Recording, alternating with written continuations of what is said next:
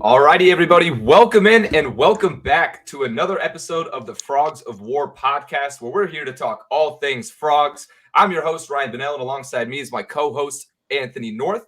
We are your managing editors over at Frogs of War, and we're here back for the second installment of the reestablished Frogs of War podcast, back coming at you with a weekly episode. We're going to try and pump these out every week going forward, but we'll see where things take us. Again, also want to address before we really get into anything, apologies for any technical issues that might pop up or any audio. We're still new to the podcasting game. Anthony and myself together, we're getting the chemistry down. We're getting some of the connection, the microphones, the audio, all that. So bear with us as we figure out the details, but we're churning through it. We're here. We're just here to talk sports. We're here to talk frogs, have a good time. So today, that's exactly what we're going to do. We got a Big 12 tournament recap in baseball, and of course, now the Frogs were slotted as a 2 seed in the NCAA tournament. Well, for the regionals, I mean. And we'll be covering that as well. And then now some basketball news and some way too early starting five conversations. It's going to be a good time. But first, we do have to address some rather unfortunate news in the Horned Frog community. And that is former TCU cornerback, All-American, and first-round NFL draft pick Jeff Gladney, unfortunately passed away in a car accident this morning in Dallas. He had most recently signed a 2-year contract with the Arizona Cardinals and was fighting for a starting spot. And it really looked like it was going his way. He had some off-field issues towards the beginning of his NFL career, but he really bounced back. And he looked like he was doing all the right things, trying to make his way back into the league. And so just wanted to say thoughts and prayers go out to the Gladney family, of course, and anybody close to Jeff. And just, I mean, it's hard to get words for something like this, but I think Anthony and I can speak for Horned Frog fans when we say, we're all going to remember the name Jeff Gladney, always, forever. I mean, he was a legend in the Horned Frog uniform, one of the best defenders to ever don the purple and white. And it's just so sad to see it. Yeah, devastating news to see this afternoon and hear about. And as kind of the news started spreading and seeing people's reactions on social media and all of the different media contacts and former teammates and current teammates and all his friends and family, just an outpouring of love and sadness at such a unfortunate situation for such a young man. I mean, just 25 years old, really just restarting his NFL career with, and certainly had a bright future ahead. Has a young family, young children. So yeah, just all the thoughts and prayers for him and all of his family. Yeah, for sure. During his time at TCU, he was, like I said, just one of the best defenders we've ever seen. 43 pass breakups, 5 interceptions, and although those stats may not jump off the paper at you, nobody threw to Gladney. I mean, it was Gladney Island was a thing for a reason. Gladney truly had that island, almost like a college version of Revis Island back when he was in the Frogs uniform. So, well, overall, Anthony, what would you say is your number one Gladney memory from his time as a Horned Frog? Yeah, I think it's tough. Like you said, he fully shut down a side of the fields to where opposing teams would just decide to not throw in his direction. So yeah, you don't have so many of those, big gaudy stat games. I think maybe my personal favorite is in 2019 at Purdue, where going into that game, Purdue with Rondale Moore and David Bell, Purdue fans were talking big smack about how Rondale Moore was the best receiver that TCU had ever played, which was pretty ignorant considering that the teams that TCU had played against and shut down. But yeah, Purdue fans were feeling quite big going into that season and going into that game, and the TCU defense completely dominated them. I think probably the most memorable play in that game is the Trevin Moehrig, where he steals the ball from Rondale Moore for an interception. But Gladney also had an interception in that game. Also had an additional pass breakup in that game, and he, you know,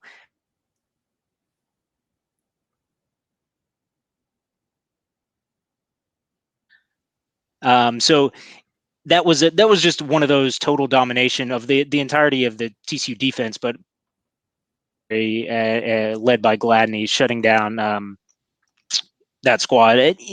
That season also featured the Cheez It Bowl where he had an interception and one of the most fun, silly games that's ever happened. And, Like you what, know, he 9 contributed picks? one of the, what in 50 turnovers in that game. Yeah.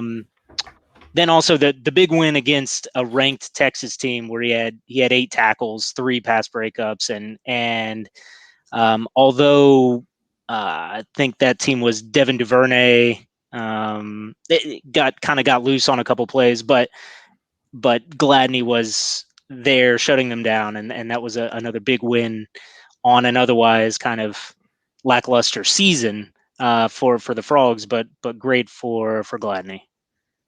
Yeah, it's hard to pick like a particular memory because he made so many great plays for the Frogs. But I think if I had to go with one in particular, it would be a road game in Lubbock, Texas Tech. I actually traveled for this game, so I saw this when the Red Raiders were in the red zone. Gladney I forget what the route was, like a little crack route out to the side, like a little drag route. And as the receiver's about to grab it, he's looking for the end zone already. He's turning.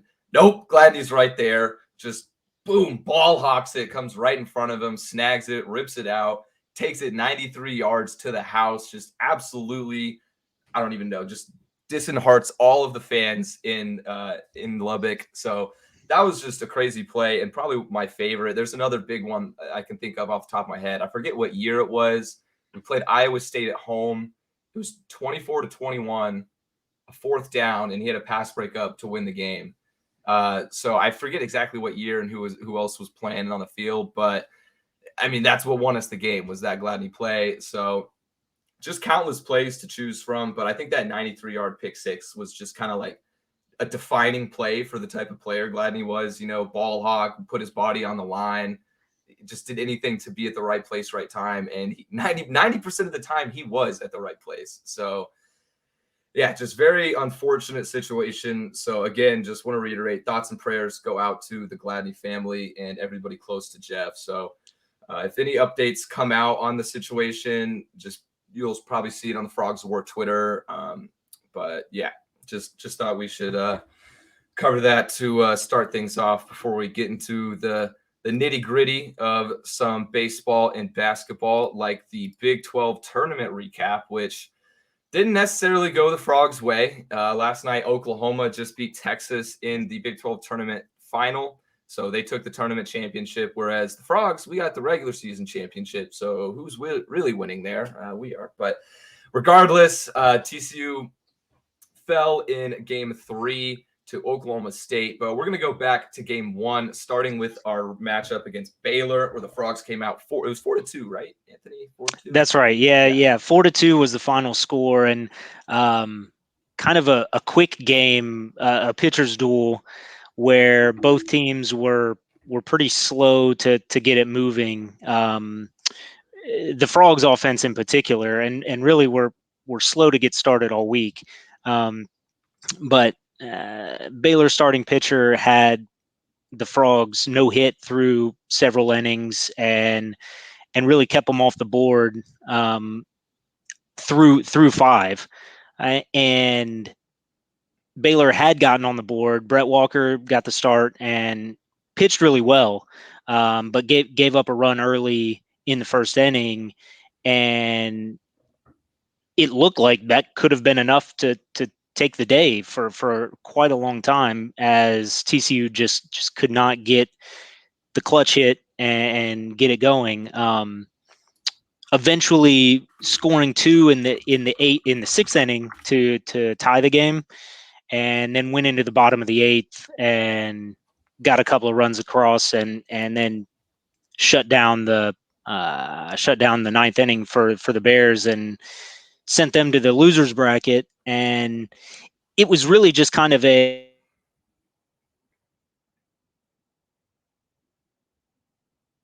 to come where TCU's talent on this particular roster was going to take over at some point, and Ross, and that's, in tournament baseball that doesn't always happen. So it was good to go ahead and get that one win and set up the opportunity to try to get another win and stay in the winner's bracket and earn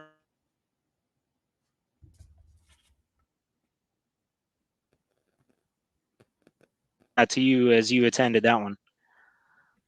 Yeah, I think you hit the nail on the head. Also, sorry if my response is a little bit delayed. I think there might be a little bit of Wi-Fi connection right now, but I think you hit it on the nail on the head whenever you said that kind of the better team came out in this one. Like this was a game where nothing really major was working for either team, other than on the mound. Like you said, I mean, Baylor's pitching played phenomenal for the first half of the game, but yeah, the better team did come out of it. It was slowly but surely the Frogs found their way. Especially once Walker settled in. And that was the theme, though, it seemed like for the rest of the tournament, even was just that slow start. I mean, it kind of happened against Texas. And even though, man, why am I blanking on their pitcher's name? Lucas? Who's the one that Gordon. Okay. Yeah. Gordon was lights out. I mean, he played awesome. So for the Frogs to get 3 runs, I mean, it's not terrible. Definitely could have been better if they started scoring before the 4th inning, though, so it's just another one of those things. Speaking of Texas, let's go ahead and jump into the Texas game. Marcelo Perez on the mound in that one. Frogs fell 5-3 in a pretty eventful game, to say the least, with the Sarloos ejection and everything. But first, let's just talk about Perez. Gave up a 3-run bomb in the first inning, which obviously nobody wants to see that. That's going to be a huge hit to your confidence on the mound. But Perez bounced right back, and he played like the Marcelo Perez that Horned Frog fans know and love. He went for, I think it was 6 scoreless innings after that, held him to 3. Then we went to the bullpen. Texas scored a couple more runs there. But overall, I mean, Perez did exactly what you asked for him to. Giving up that home run, that's just one bad pitch. So he had one bad pitch, and he probably had 80 good ones. So it's just one of those things. Can't knock it, but overall, good to see Perez still play well after something like that happened. Mostly going into the tournament and everything, you want him in that right mentality.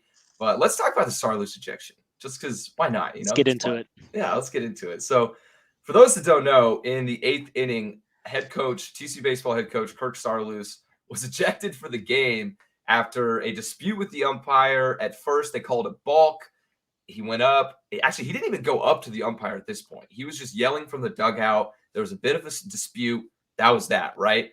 Then Sarloos signals to walk. Yeah, and before that, just the importance of this balk call was it brought a run across. Yeah. So this was, there was a man on first and third, and they called it. Yeah. Yeah, I don't know if it was a tie game or maybe Texas was up 1 at the time, but it was a critical play in the game, late in the game, where obviously every run counts. But at that point, it was potentially the game deciding call. We talk about it being an ump show, and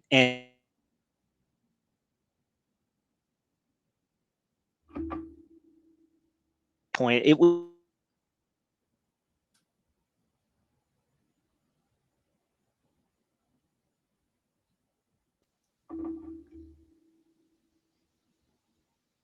Hello, you there? Yeah, I'm back.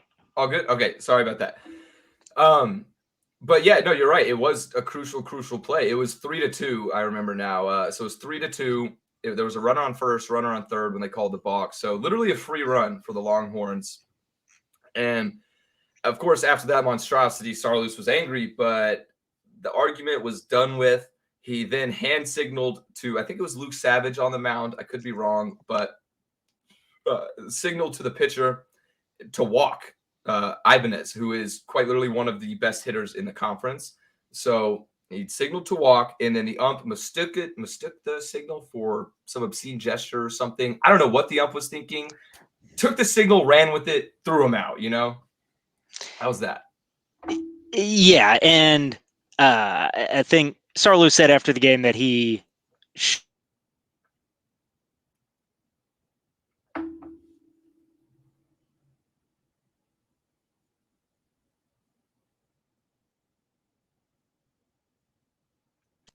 Am I gone again? Oh, yep, you're back. I Man, hear you now. we're having issues here. Sorry. So Yeah, yeah, conference player of the year, home run leader in the conference. He's one of the best players in the country. yeah. And yes, of course he's going to come out and walk him in that situation. That's an obvious play. Um, and yeah, for kind of the thin skin defensive, he clearly um, knowing the spot there that the umpire was feeling some kind of way about how that he had made such a crucial call, and that even the perception of it being argued was worthy of ejecting the TCU coach. Um, it's it it's just unfortunate that it got taken that way, and of course at that point then Sarloos kind of loses it, but runs out onto the field to make known he was not arguing the call anymore. He Yeah. was simply gesturing. To walk the It man. was a point with his arm. It was a send that man to first base and let's play ball.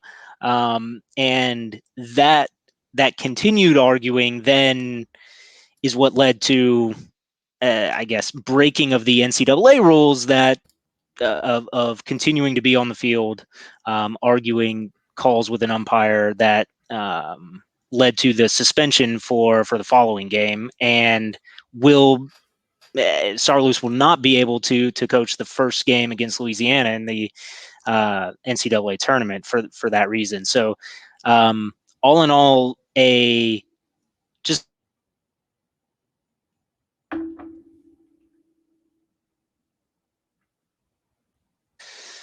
take things personally and take it out on Sarloos. Yeah, it is also just ridiculous too. Like you said, that he's not going to be able to coach the Louisiana game, which we'll get to the regional preview in just a second. But also, I want to correct. I accidentally said Ibanez. I somehow combined it, Ivan Melendez, together into one word, but his name is Ivan Melendez, the big bad bat. So yeah, that was just bogus. I think Sarloos had every right to be mad in the post game press conference. He was pretty nonchalant about it. Like he wasn't, emotional or like super angry still, but he was asked like, "Did you think that was a balk call?" And he was like, "I'm not going to get into that. The ump sees one thing, I see one thing, and we're just doing our jobs, kind of." So, which is perfect response. I mean, you can't. There's nothing wrong about it, nothing right about it. It's just right in the middle. Said what he said. So yeah, It is funny though because the night before against Baylor, there was a balk call that Sarloos kind of went out and argued and ended up calming himself down and getting his way back into the bullpen. And he said after that game that something like, "I've got to stop doing that. It's bad for my blood pressure." And it's just kind of funny that the same thing happened the next night, and even worse yeah. outcome. But you know, I guess we could go back and look at the stats on how many balks were called against TCU pitching through the season. Like I can't zero. recall many, if any. Yeah.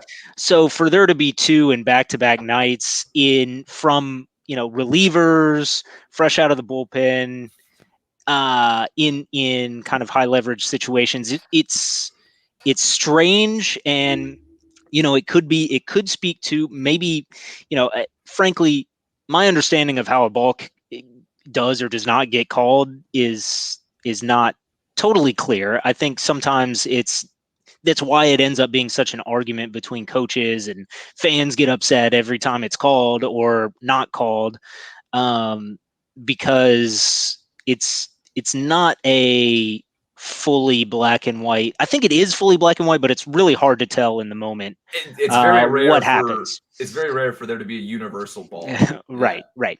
So for that to happen like that 2 nights in a row, I hope it's not something of like nerves of those guys, or you know stepping up in a big moment and kind of getting the jitters. Um, I'd like to think that it's not that, and maybe it's just umpires seeing things weird in the the odd shadows coming through the barn roof at Globe Life Field.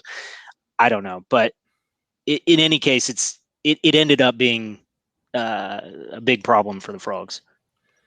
I mean, obviously, I might have a little bit of bias, but especially that one against Texas, I did not see how that was a balk at all. Like, but again, you're right. It should be black and white, but it's not. Like, no fan, player, coach are always going to agree on a balk call. Like, it's just not going to happen. Especially, and I don't think I've ever heard, if it's my team, like TCU gets called for a balk, 9 times out of 10, even if I think it's a balk, I'm not going to say it's a balk. Like, but then there's that one time where it's just so obvious. It's like, okay, well, but not really though anymore, especially with a balk call in baseball. Like, it's not common. You saw it in the regular season, or I guess you didn't see it in the regular season.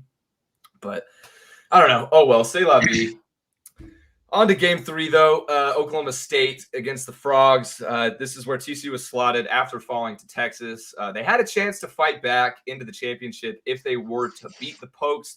They would have then played Texas twice in a row for a chance back to the title game.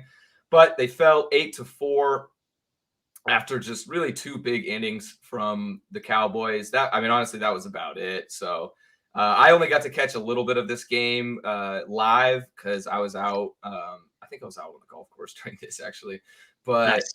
yeah. So tough day checking the score. Whenever we're up, I was up. We were up first time I checked, and then it's 8-4 next time I checked, and I'm like, oh, all right, sick. Like A lot happened in between there. Yeah. It was.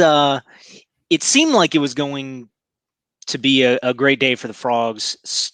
Like we were saying, the first 2 games really, the TCU pitching, top of the inning would give up runs, and then bottom of the inning offense totally shut down.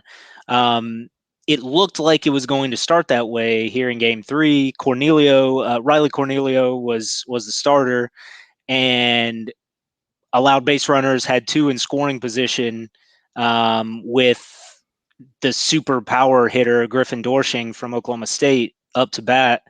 And in the first inning had a mound visit. So this was already known to be, this was a critical situation.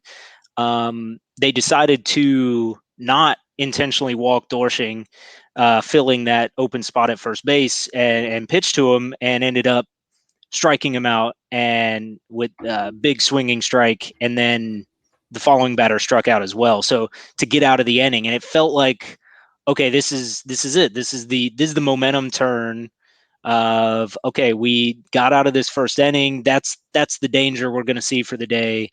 And it rolled right into the bottom of the inning where TCU scored 2 runs, a bunch of base hits, and it felt like they had everything working. TCU got runs in the first, second, and third innings.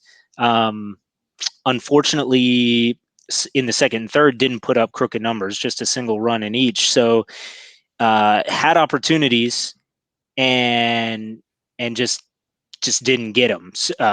Didn't get them across. So yeah.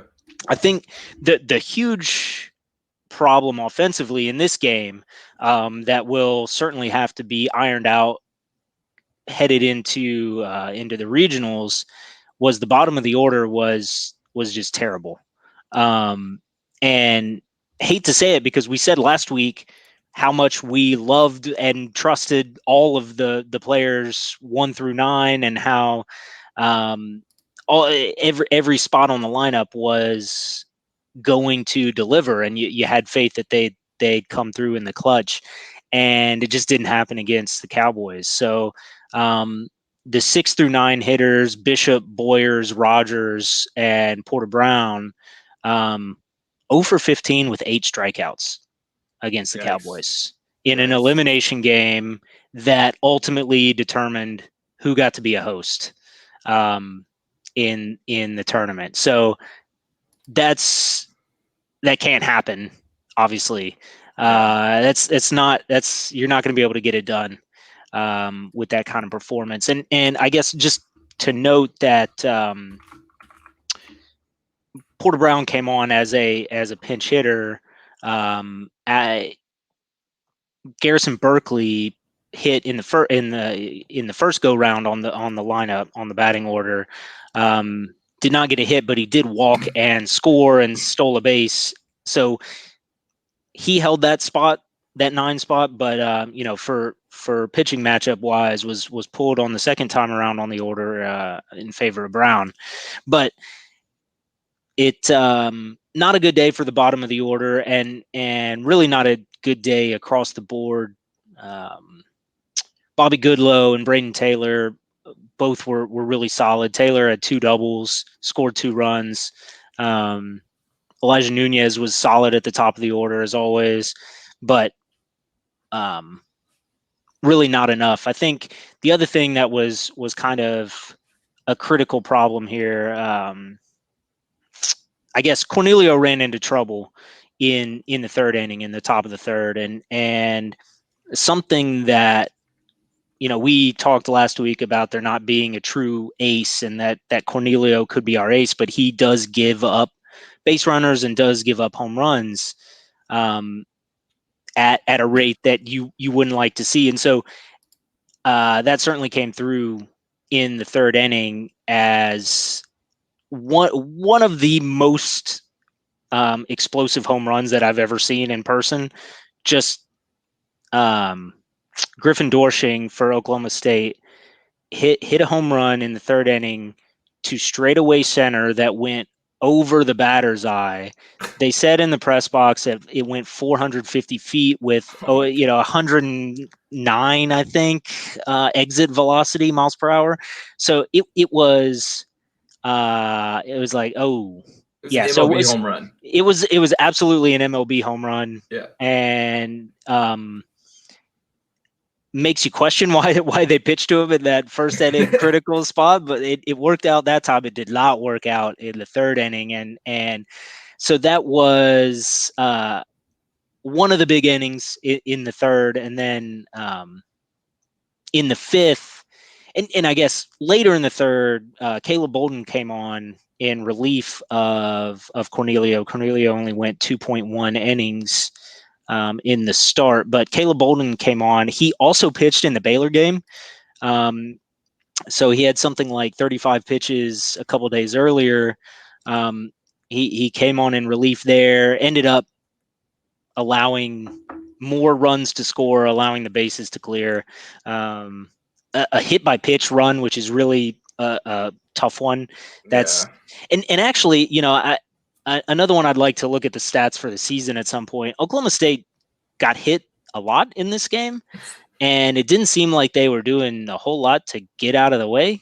I don't know if getting hit by pitches is a skill, but they were certainly able to coax TCU pitching to bring it inside and get on base with the ball getting onto them. So even one that was not called a hit by pitch, a guy trying for a sack bunt, was really just standing in front of home plate and got hit on a missed swing bunt, and tried to walk to first like he didn't just stand in front of home plate and get hit.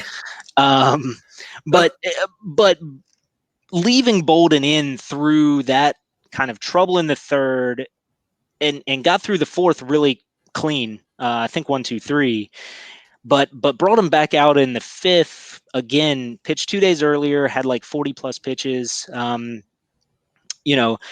think then loaded the bases, and the bases were then unloaded, and it was 8-4, and the game was over. Yeah. And I think there's probably something to be said of holding your bullpen in a tournament setting. But I think that was a moment where perhaps missing Sarloos, perhaps just the situation in the tournament, but you probably would have liked to have seen something out of the bullpen to shut down that rally that ended up deciding the game. just speaking, like you mentioned, the Sarloos aspect, that's something I always wonder. And that this may just be my ignorance of being, in the sports media world rather than actually being an athlete myself and like not knowing just the details of how it works and everything. But I always wonder like how big of an impact that really has, like not having your head coach there. Because obviously, like for morale and stuff and for the mental aspects, it's big. But is Sarloos not just watching the TV, watching the game, making calls to the assistants, from out somewhere? Like, can he not still do that? I don't. I feel like that would be breaching the rules. I don't know. I have no idea. Probably, but like, It feels like it should be. Like, yeah. yeah, like what are they gonna do? Just like lock him in a closed room with no windows, not allowed to watch the game? I don't even know. Are you back? All right. Yeah. All right. Cool. We're back. All right. Yeah. So overall, though, sad ending to the tournament as we dropped the last two games to Texas and Oklahoma State. But, down but not out. Frogs got the 2 seed. Unfortunately, didn't get the 1 seed, didn't get to host the regional, which is always a blast at Lupton Stadium. But this year will be a little different kind of fun. Rather than hosting, we'll be traveling to College Station, where the Frogs will play their former head coach, Jim Schlossnagel, and the Texas A&M Aggies. So my main question before we dive into the 1 through 4 seed, the matchups, yada yada, is how much of this was fabricated, or like do we really think that the Frogs were given the 2 seed based on purely play, skill, talent, or was there a little bit of an influence from the media and the narrative and having the first year head coach play the long-term former head coach in an epic battle? I don't know. It seems a little fishy. I love the conspiracy and the narrative.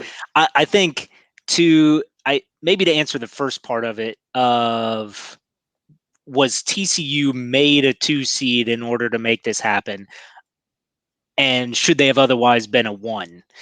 Uh, you know, I think it is fair, and trying to take my purple glasses off, I think it is fair that TCU fell from what would have been a projected 1 seed out of that spot. I think the Frogs fully had an opportunity to make it so that there was no doubt, and they came up short in their 2 chances there, where others did not come short, including Oklahoma State and Texas. Yeah. But others, Florida and North Carolina and others as well. So I don't know that that piece of it is the conspiracy. And yeah, I think it's excellent that this comes out this way. I think it's too poetic. But the TCU and A&M have obviously played A lot. previously A in lot, regionals yeah. and super regionals, and those have gone pretty well in the past. And I think there's still some effort in the College World Series tournament to put geographical teams together. Mm-hmm.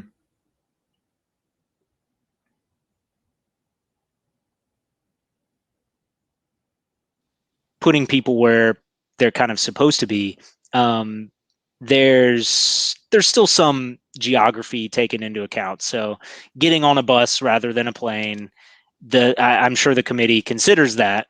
And they can't send the Frogs to Stillwater or Austin. So Yeah. going to College Station, it makes sense logistics wise. It is kind of a hard thing to see though, of okay, A&M got the number 5 overall seed, their national seed, and for TCU to be the 2 in their region, I mean, I think that's a long way to fall from a likely host to traveling to the number 5 overall seed. Yeah, no, you're right about that. No, I agree. That's a good point, because my take on it is like like you said, try to take off the purple glasses. It's tough because I would like to say that we barely squeaked in, even with kind of falling out of the tournament the way we did. I would like to think we barely squeaked in as maybe the 15th or 16th overall seed. But I also completely understand why not.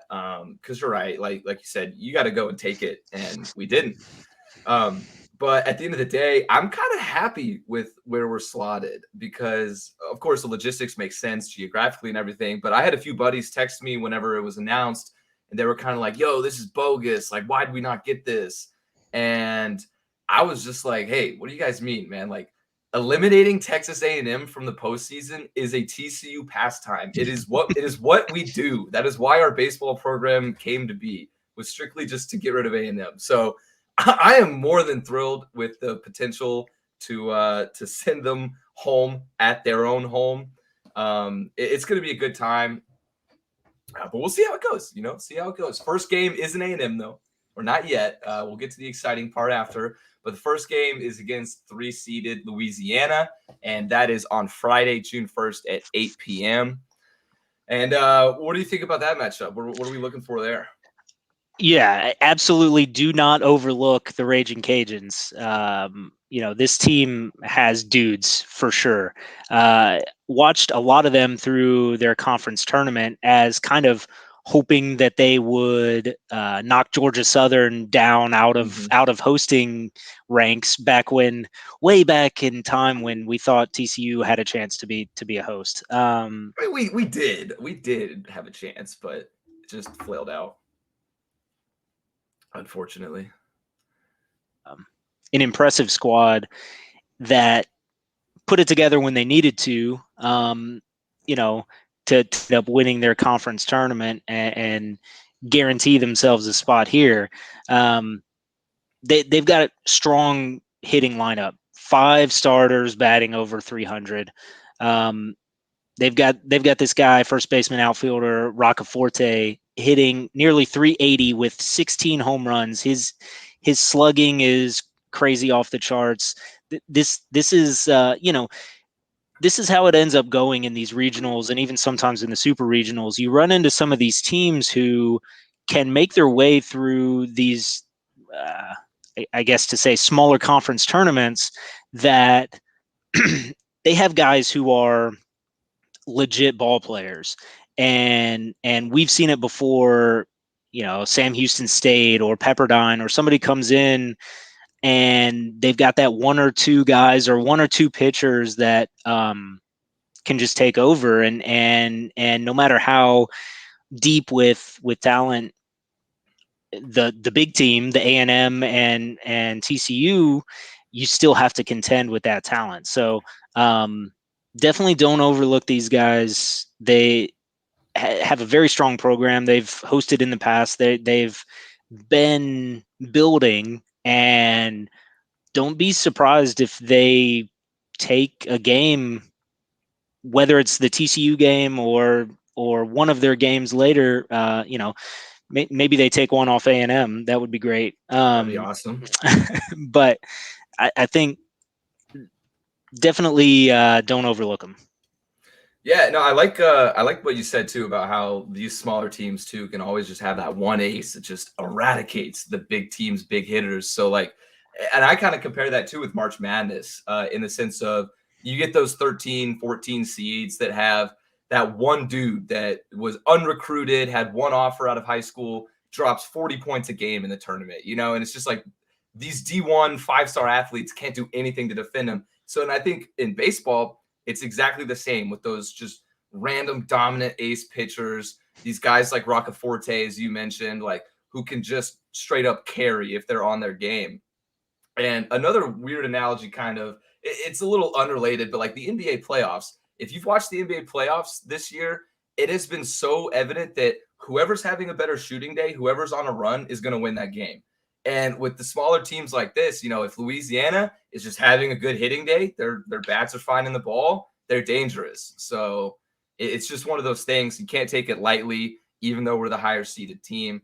And I don't think the Frogs will. I mean, I think based on the fact that we didn't get to host a regional might give us a little bit of a chip on our shoulder, which is where all of TCU athletics thrives is whenever we're the underdogs. So, you know, that's what we like. That's the role we like to play. And I'm totally fine with it. I'd much rather come out of it as a 2 seed, proving, you know, people wrong, proving the committee wrong, rather than, you know, dropping a game to 3 seed Louisiana. So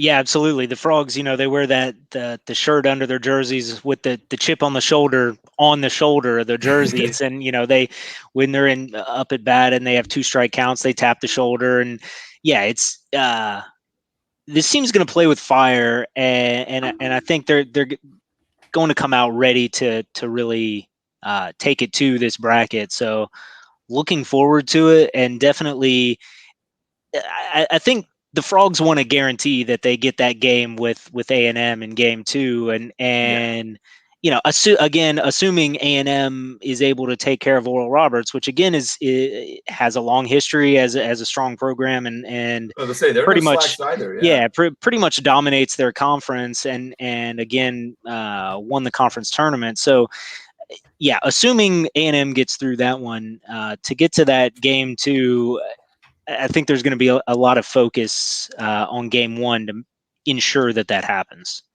Yeah, definitely. It's going to be really exciting. I'm looking forward to. I'm probably going to be traveling down to A&M Stadium. That'll be a fun time hearing all the ball for.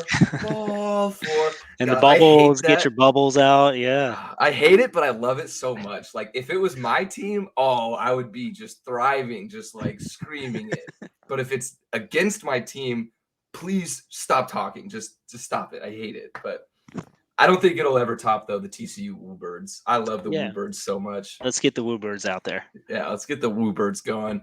But aside from the Horned Frogs, got a few other teams in the Big 12 or Big 12 teams in the NCAA bracket this year.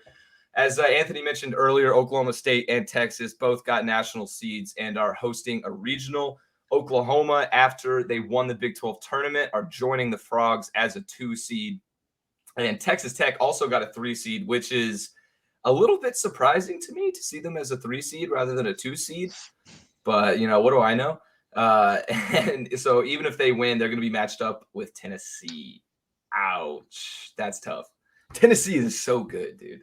They're so good. It's scary good. It's crazy. Yeah. The home runs and the swagger, and it's just they're on another level. Yeah.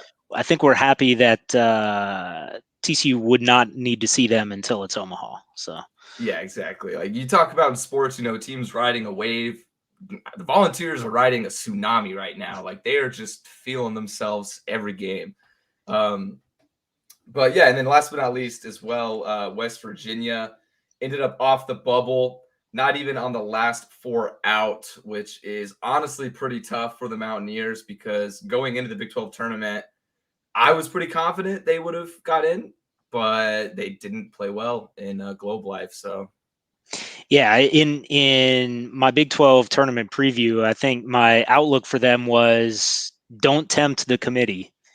And there was a lot of chaos in conference tournaments, a lot of bubble spots stolen in these conference tournaments, with auto bids going to teams that would have otherwise certainly not been in the tournament. And West Virginia went 2 and out, and they just didn't, despite being, I guess, tied for second in the conference. Is that right? They were 2 games out of winning the I think they were conference, tied for basically. third. Yes, Yeah, you're right though. 2 games out, but yeah, tied for third. and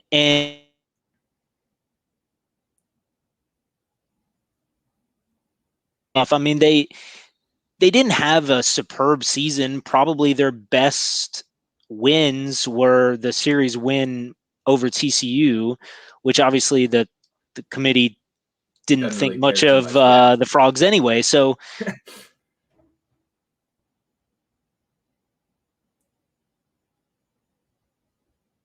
and couldn't get it done. Yeah, it is tough for the Mountaineers too. And another, well, I guess I already mentioned Oklahoma, but Oklahoma is scary. It's They're kind of scary. I think Oklahoma has a bigger beef of not being a one and a bigger beef with Oklahoma State. Um, yeah, Oklahoma is really good. Won a lot of top 25 top level games. They have a solid RPI. They won the Big 12 tournament. I that's it's a it's a tough spot to be that. This is another thing, I guess. The Big 12 tournament ended like a half hour before this announcement of the host sites. I don't know why the host sites need to be announced Sunday night, but if that's what's going to happen, the Big 12 should probably start its tournament earlier.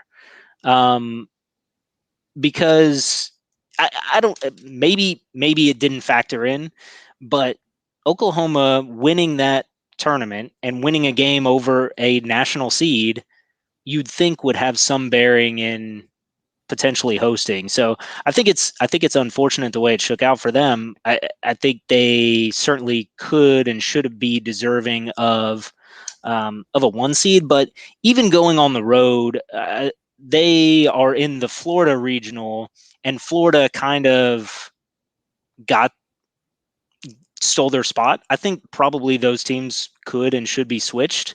Florida, who barely needed extra innings to escape their first round matchup with South Carolina that would have knocked them out of the SEC tournament.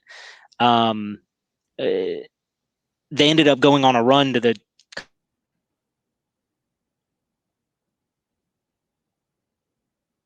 there ended up they went from the 7 seed in the SEC to the 13 seed overall in the tournament.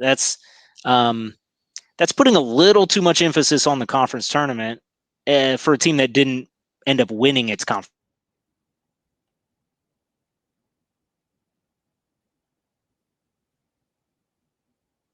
and on absolute fire lately. Yeah, I think you're exactly right that Oklahoma does have a case to make for a one seed. And I forgot to mention this earlier. My really beef, I guess, with TCU not getting the one seed is I was talking to my dad about this because he's also a Horned Frog. He went to TCU back in the day, and he was like, there hasn't been a Big 12 champion to not host a regional in multiple years. So that is kind of where It's I get. unprecedented. It's never Yeah, happened. never. Okay, well, The Big 12 regular season champion has always been a regional host since it's gone to the 64 team uh, setup. exactly. Yeah, I see. I didn't know it was that like literally every year. Okay, well, yeah, that's even more frustrating then. But I mean, I guess I get it. I do get it. The conference was super close. Tournament was super tough. It is what it is. At this point, it's really just let's play ball. Let's just go. And I know I hear what you're saying, but I'm gonna have one more thing. So the other thing that a lot of people in our mentions and even the national commentators talk about is the RPI. Well, your RPI, RPI, RPI. Well, yes, but what is RPI? RPI is your winning percentage, and they're weighted, so it's like 25% your winning percentage, um, 50% your opponent's winning percentage, and then 25% your opponent's winning percentage. So what you want is to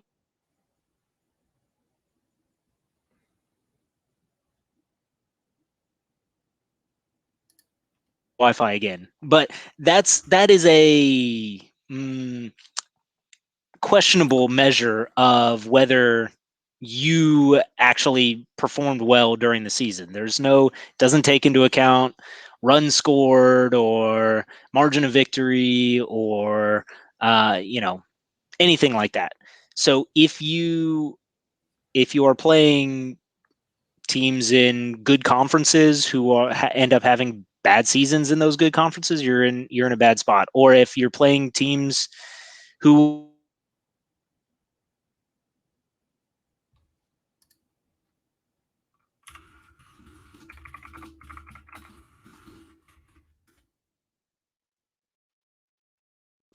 am I back?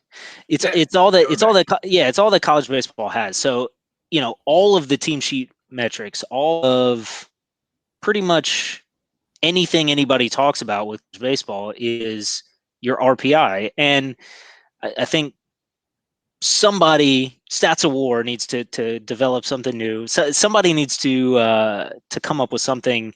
The net in college basketball has gotten a little bit of criticism, but I think it much more closely resembles basketball, and I think college baseball needs something that more closely resembles determining who is a good baseball team and who has had a good season. Our RPI, I don't think really does it.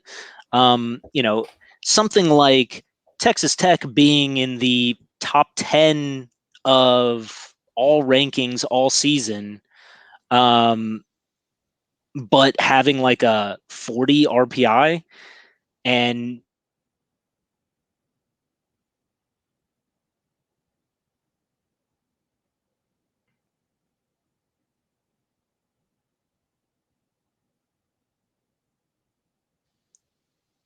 We back? Yeah. All right, we're back. Yeah. Sorry. Uh. Oh. Okay.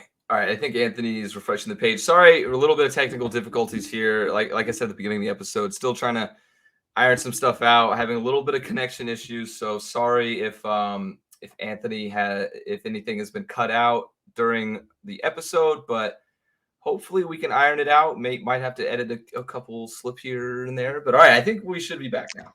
I think we should be good. The I refresh tried I usually tried does the the trick. refresh. I tried the refresh. Let's see how it goes. Yeah, the refresh hopefully will work. But yeah, overall, that's really mostly what we got for the tournament, baseball tournament. We'll definitely be covering the baseball team as they go every week, and definitely posting articles covering the game. So stay on the lookout for the baseball coverage there. But moving on now to some basketball news. Not exactly, or not always, you hear big basketball news on May 30th in the off season, but hey, that's what we're here for today. So in case you haven't heard, Anthony had an article up earlier that Damian Baugh announced he is returning to TCU in a pretty iconic fashion, honestly, with a Cam Newton "I'm back" gif on Twitter. So love to see that. Huge that he's coming back and not staying in the draft. He played a huge role for the Frogs last season, and I expect nothing less from him. He's going to be a big part of the offense and defense come next season. So Frog fans already know what to expect with Damian Baugh. But now they've got a new guard coming in town. Anthony, are you excited? Man, I'm so pumped for TCU basketball. I'm so How pumped. is it still May? I'm like I'm ready for March. I know. Is this it's hard to like. I know we're getting overhyped in our heads about this already, but yeah, I'm already really excited for TCU basketball. It's going Yeah. to be a great season. And yeah, just to go back on ball. I mean, we already have seen Miles is back, O'Bannon is back, Lampkin is back, Iman Miller is back. We've and we're bringing in all these new players, and for Damian Ball to return, and now the complete starting five returning. Um, it's there's no way not to be hyped about this team. I mean, Yeah. there's national media people putting them in the top 10, which is probably a bit much. We can calm down Yeah. with that. Top 10 is okay, I'd but rather have still a little chip on the shoulder, you know? I think that we've got a bit too far. We'll get there, but um, in any case, it's super exciting, and yeah, Ball is the kind of player that brings the intensity and his court vision, his ability to find assists, to find people. There, he had some passes this season where I don't know how he made it happen, and he'd get the ball through or find a spot that he averaged 4.5 assists per game, and which was like seventh in the Big 12, and he's not the point guard. He's not the ball handler. Yeah. He's not the guy. He's not the creator of the offense. But he facilitates and makes things happen. And so to get him back will be a huge boost. But yeah, moving on to the new guy that we got also this week. So just a fantastic week for TCU basketball. So Rondell Walker, who was playing at Oklahoma State for the last 2 seasons, is joining the Horned Frogs. He's transferring in conference. It's a big time ad. He was a 4-star coming out of high school. He played on that great AAU team with Mike Miles and Coles um, and Cade Cunningham, the number 1 overall draft pick, who's been in the I was NBA just about now. to say, So wait, was that the same team as Mike and Cade? Like, okay, yeah. exactly. So he was part of that team and was a somewhat of a contributor for Oklahoma State. Not really filling up the stat sheet on offense. Um, Huge on defense. his game is not really the scorer. Uh, he is a defensive menace. He's his ratings and rankings and all the defensive metrics are in the top percentage of the Big 12, which makes you one of the best in the country. So it absolutely huge add to the TCU defense, and to the TCU basketball team. I think he'll continue to develop his offensive game, and I think one of the things that maybe he wasn't really asked to do, and this is similar actually to Damian Ball, where in his 2 years prior to coming to TCU at Memphis, he was not really used as an offensive player. He was a defensive shutdown guy. Um, Kind of coming off the bench, right? So very similar to that, where maybe Walker comes in and is more surprising and shows a lot more under a Jamie Dixon coach team, and the way that Dixon will deploy him with Miles, and he was Walker, his offensive game, he scored a lot better when Cade Cunningham was around. So Facilitating. which makes sense. So And now he has Mike to facilitate. maybe when he's with his buddy Mike Miles, Yeah. it'll be the same kind of thing. So I think I think a lot of the Oklahoma State fans were a little bit like, whatever. I'm on the other side of this. I think this is really big for TCU to bring in that level of a talent. Even if he comes in and just has the specific skill of being a defensive shutdown guy, to add that to the Micah Peavy defensive shutdown Oh guy, yeah. Even Damian Ball is shut down defense and sometimes. Damian Ball, yeah. So I think, and then if he even adds a shooting element, coming out of high school, a lot of the recruiting services talked about his ability to make 3-pointers and to work his way to open shots, and maybe a slashing kind of guy. So, if he gets that built back up with Miles and on this squad that is so deep, I think could be a big impact this season. Yeah, and I think my biggest takeaway from this ad is one word: depth. Because TCU basketball has, for the past couple seasons, infamously run with 7 or 8 players, and those are their guys. It's really just that. So I think this is the perfect piece to the puzzle in terms of depth. It gives us a great. I don't necessarily see Walker fitting into the starting lineup. I could be wrong. We'll see how that shakes out, because I also think you're right in the sense that he could blossom under Dixon, because I remember writing an article when Damian Ball first transferred, and I kind of like analyzed his game in Memphis, his stats, and all that. And I never thought he was going to be the offensive threat that he was at TCU. Like, because the first 2 weeks of the season, I was like, man, like this guy is really good at defense. Like this guy is athletic as hell. But then once he got a little bit more comfortable, started fitting his role in the offense, he was getting buckets, and not like role player buckets where you just catch and shoot the open shot. He took it to the hole. He created his own shots. And I totally agree that I think Rondell Walker could be exactly that type of player, if he gets more opportunity to do so under Dixon. And I think he will. Like he had 12 double-doubles last year. like you said, 3-point shooting. He was 33% from deep, which isn't like off the charts numbers. But if we're talking about a 3-and-D player and you can make 1 out of every 3, I'm more than happy with that. Like 1/3 3-pointers, I'll take that all day. And just statistically on defense, he had 35 steals last year, averaging 1.5 per game in the Big 12, which was one of the best in the conference. So he is going to be huge on defense for the Frogs. I really do wonder, though, how exactly he will fit into the rotation.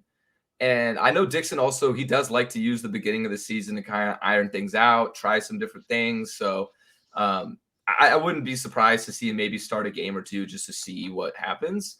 But I wonder where he fits in with Baugh and he fits in with PV because, those are both big defensive guys.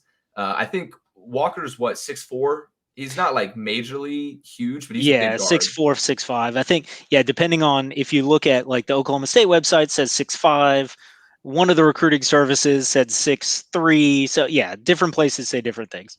Okay, But yeah, between 6'3" and 6'5", I think is fair. somewhere in there. Yeah, some of those recruiting sites But he's definitely not give him he's an not edge. 6'9", right? Like he's Yeah. not playing post up forward. He's not guarding your big forwards, and some of the star scoring forwards that you may see. You're probably not seeing him in that role. Which, I mean, he probably could take them on and face them up, but that's not really probably how he's going to be deployed, I wouldn't think. Yeah, kind of what I'm expecting is like I don't see him who's going to be the kind of guy to like come in and make like the game-winning plays like by hitting the last second fadeaway or driving into the whole like isolation play. I don't really see that, but I see him making the winning plays in the sense of the plays that people don't talk about. Like, the plays in the second quarter where he dove out of bounds for that loose ball or like he got up for the jump ball, forced the jump ball, got us possession type thing. So I think he's going to be a big hustle player as well. Although very different, you can't really compare him. I hope some Kenny Hustle vibes comes in, There you with go. with this defense. So I'm very, very excited to see it. So with this being said, with Bob back, with Walker here now, Mike's back, Chuck's back. I'm just giddy for it. But who do you think this is way too early to be talking about this, but why not? So who is your way too early preferred starting 5 if you were Coach Dixon for the day?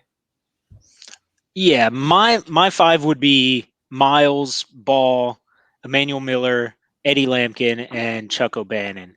So, I think these are relatively straightforward. There's certainly cases for what do you do with Chuck O'Bannon's spot, and really maybe Iman Miller as well.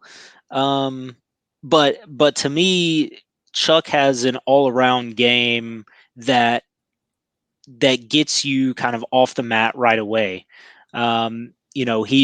He may not be the ace defender, and he may not be the top scoring, playmaking scorer, but he's a solid defender and he's a really solid shooter, and he's not going to get you in bad foul trouble early, and he's not going to throw a bunch of turnovers. Really, really intelligent, mature player that is probably someone you want on the court to start the game, in my opinion, if I were Dixon.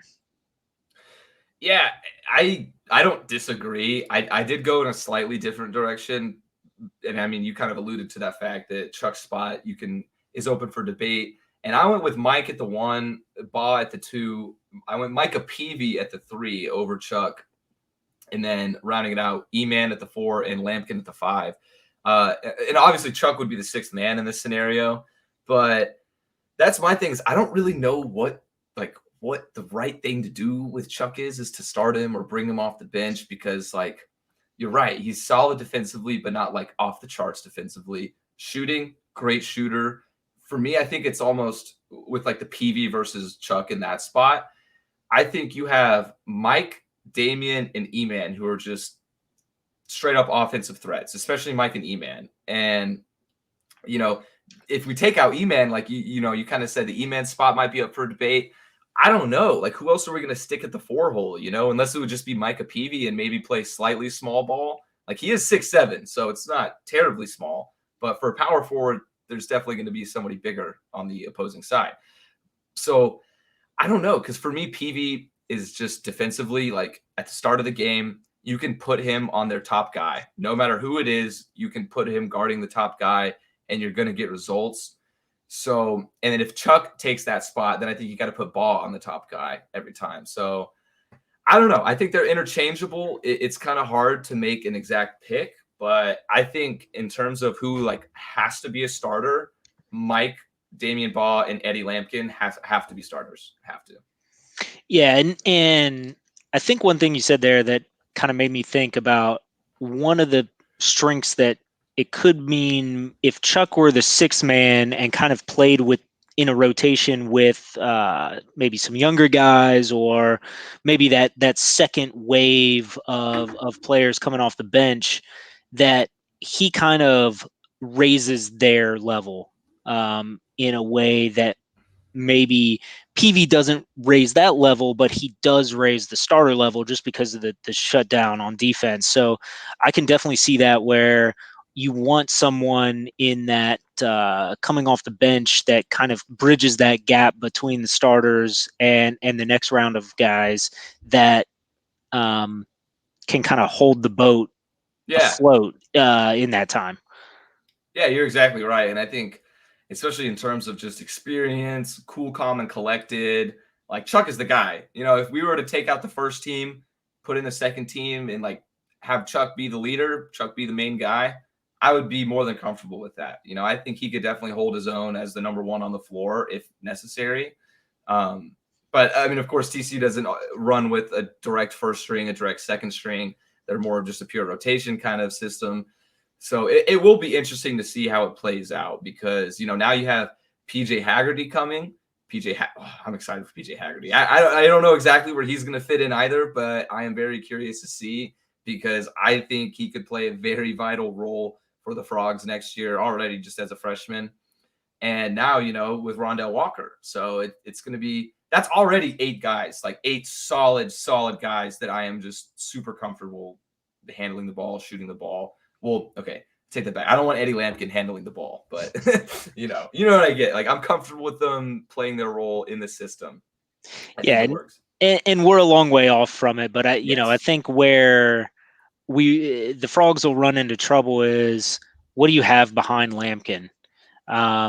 When those games where he runs into foul trouble, or just needs a breather. I think we saw it in the tournament where he was just playing all the minutes, and he was playing great, but it's nice to be able to give the big man a rest for a minute. And there are guys on the roster, but are any of them going to be able to maintain that level of Eddie Lampkin? I think Cork and Coles are, I think, significantly shorter and smaller guys than Lampkin. I think they can play big and play as opponents kind of drop small. Maybe they fill in, but yeah, I think that's the spot where, if the Frogs have kind of a one weakness, it's the games where Eddie gets in foul trouble. Where do you turn? Yeah, I think in terms of like the big man talk, I think Xavier Cork is only maybe 2 inches. I'm trying to pull it up right now just so I can double check. Yeah, so well, according to Go Frogs, you never know how the heights are listed, but according to Go Frogs, Cork is 6'9", and that was Okay. kind of one thing I was going to say too about like the Emmanuel Miller situation with him in the starting lineup. Like, if he wasn't to be in the starting lineup, I think really the only other thing you can do is put Xavier Cork there, and not knocking him at all. I think Xavier Cork is a very vital role and plays great minutes for the Frogs. I just don't think he's a starter. So I think you have to have another body to kind of pair with Lampkin, because although he does a hell of a job, we can't ask Lampkin to just get like 20 rebounds a game. He's got to have another body out there to help and block out those big guys. So I don't know though. Yeah, it's tough. It'll be very interesting to see how it shakes out. Oh man, I had a reference. I just totally blanked on what I was about to say. Oh well, say la vie. Is what it is. All right, got anything else on way too early basketball talk? Get on the bandwagon now because the train's not slowing down. Oh, it just came back to me. Light bulb in my head. I was gonna say. So you mentioned earlier how some people have us in the top 10. And if people have read any of our articles, they probably know that I am a little bit of a sports bettor. I am into the gambling aspect of sports, and a few of the big guys I follow, like so-called experts, they actually picked TCU as their 2023 national champion at plus 7,000 odds, and I'm like, all right, guys, don't do this to me. Like, don't give me this false hope. Like I So have no expectations for a national championship, but God damn, that'd be sweet. so that's funny you say that because I was actually looking at the College World Series, and we should have probably put this on the rundown. This would have been a fun thing to go through, but College World Series odds and TCU there is like plus 7,500. So you'd be better off TCU already in the tournament, you already know what the path is, even if obviously the path to Omaha and to win in Omaha is very difficult. Uh, TCU is a greater favorite to win the basketball national championship than the baseball College World Series that they are already in and a And 2 seed. So that's pretty wild. that is absurd, actually. Hey, not financial advice, but that's a lot of value right there. I don't Hey, know. Frogs plus 7,500.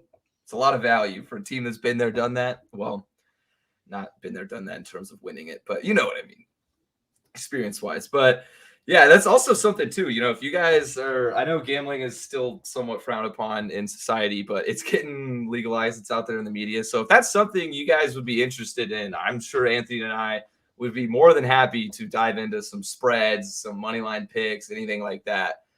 So yeah, let us know if that's something y'all would be interested in the comments. But I think that is going to be it for this week's episode.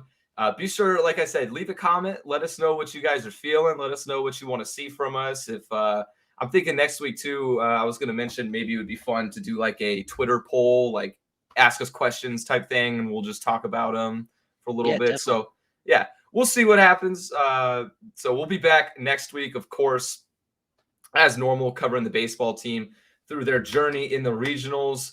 So yeah, go Frogs. That's all I really got to say. Let's play ball. That's it. Have a great week, folks. Go Frogs. Go Frogs. See you guys next week.